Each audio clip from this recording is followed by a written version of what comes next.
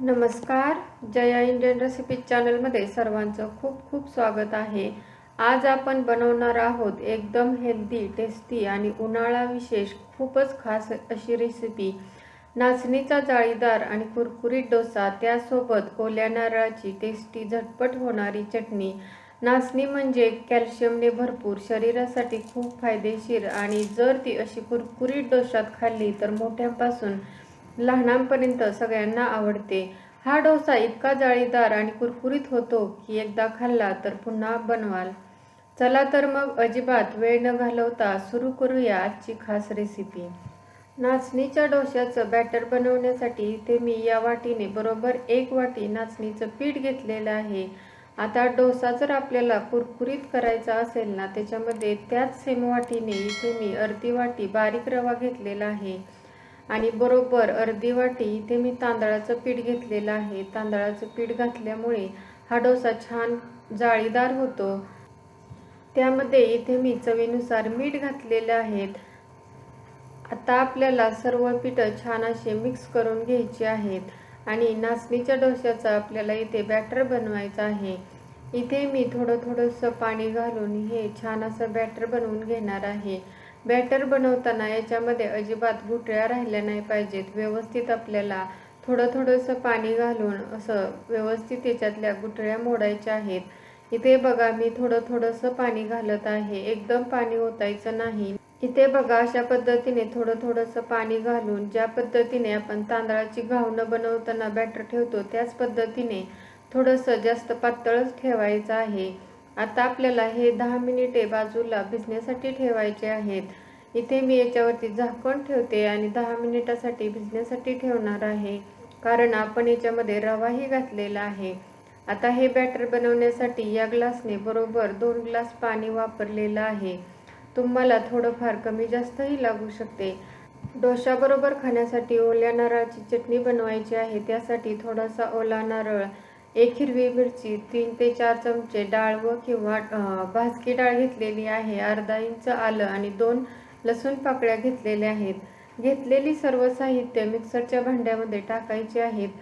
याच्यामध्ये मिरची आणि आलं टाकताना अशा पद्धतीने आपल्याला चिरून टाकायचं आहे, म्हणजे ते मिक्सरला बारीक होताना व्यवस्थित होतात. जर तुम्ही असं अख्खंच टाकलं ना तर हे व्यवस्थित बारीक होत नाही.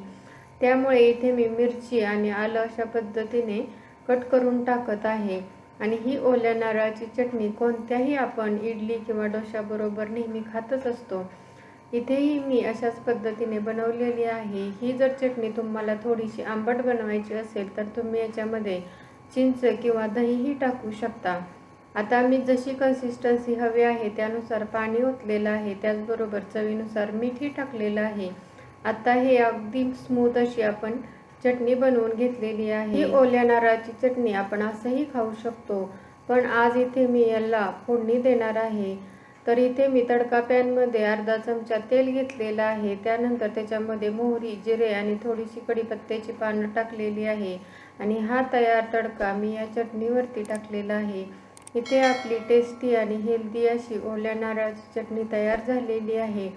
10 मिनिटे झालेली आहेत आणि 10 मिनिटामध्ये इथे बघा आपली सर्व पिठंही छान भिजलेली आहेत. आता काय होतं, ज्यावेळेस आपण हे भिजायला ठेवतो ना तर सर्व पिठं अगदी खाली तळाला जाऊन बसतात. त्यामुळे आपल्याला हे अशा पद्धतीने हलवून घ्यायचं आहे. आपण डोसा बनवणार आहे ना त्याच्या अगोदर हे व्यवस्थित हलवून घ्यायचं, नाहीतर सर्व पिठं खाली तळाला जाऊन बसतात. असं हलवलं म्हणजे अगदी छान असं व्यवस्थित आपलं हे डोश्यासाठीचं बॅटर तयार होतं. इकडे मी गॅसवरती तवा गरम करण्यासाठी ठेवलेला होता. तवा छान गरम झालेला आहे. त्याच्यावरती थोडंसं तेल टाकून इथे मी पुसून घेतलेलं आहे आणि त्याच्यानंतर थोडंसं पाणीही टाकलेलं आहे आणि पाणीही व्यवस्थित पुसून घेतलेलं आहे. पाणी टाकल्यामुळे तव्यात तापलेला असतो ना त्याचं टेम्परेचर थोडंसं कमी होतं. आता हे डोसा बॅटर आपल्याला तव्यावरती टाकायचं आहे. त्याच्या अगोदर पुन्हा एकदा असं हलवून घ्यायचं आहे. तवा अगदी कडकडीत गरम करून घ्यायचा आहे, म्हणजे या डोशाला छान जाळी येते. इथे बघा मी अशा पद्धतीने हे डोसा बॅटर तव्याच्या कडेने आधी सोडत आहे आणि त्याच्यानंतर मध्ये हे डोसा बॅटर टाकत आहे. कडेने यासाठी आधी टाकायचं आहे की मध्ये तवा आहे ना तो जास्त गरम असतो, त्यामुळे आपण सुरुवातीलाच जर मध्ये बॅटर टाकलं ना तिथे ते करपू शकतं. त्यामुळे अगोदर आपल्याला कडेने सोडायचं आहे आणि त्यानंतर शेवटी ते आपल्याला मध्ये सोडायचं आहे. वरच्या साईडने थोडंसं हे डोसा छान सुकला की त्याच्यावरून तेल किंवा तूप टाकायचं आणि 2 मिनिटासाठी व्यवस्थित आपल्याला हे मिडियम गॅसवरती झाकून ठेवायचं आहे. झाकून ठेवल्यामुळे काय होतं, आपली जी वरची साईड आहे ना त्याला जास्त भेगा पडत नाही, कारण तर नाचणीचं पीठ असल्यामुळे वरच्या साईडने खूप जास्त भेगा पडू शकतात. आता न झाकताच पुन्हा मी याच्या कडा चांगल्या सुटेपर्यंत हा डोसा मिडियम गॅसवरती छान असा भाजून घेतलेला आहे आणि इथे बघू शकता या डोश्याच्या कडा व्यवस्थित सुटलेल्या आहेत. त्यानंतर आपल्याला इथे बघा अशा पद्धतीने वरच्या साईडनेही हा डोसा थोडासा आपण भाजून घेऊया. इथे मी हा डोसा पलटी करून टाकलेला आहे आणि इथे वरून बघू शकता आपल्या नाचणीच्या डोश्याला अगदी छान अशी जाळीही आलेली आहे. पुन्हा आपल्याला लो टू मिडियम गॅसवरती हा डोसा अगदी कुरकुरीत होईपर्यंत भाजून घ्यायचा आहे. कमी गॅसवरती भाजल्यामुळे किंवा लो टू मिडियम गॅसवरती भाजल्यामुळे या डोसा छान असा कुरकुरीत होतो. दोन्ही साईडनी व्यवस्थित हा डोसा भाजला की इथे बघा व्यवस्थित आपल्याला काढून घ्यायचा आहे.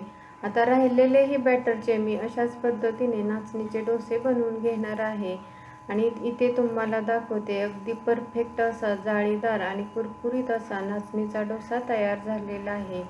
इथे मी ज्या व्हिडिओमध्ये टिप्स दिलेल्या आहेत त्या टिप्स वापरून तुम्हीही अशा पद्धतीने अगदी परफेक्ट असा नाचणीचा डोसा बनवू शकाल.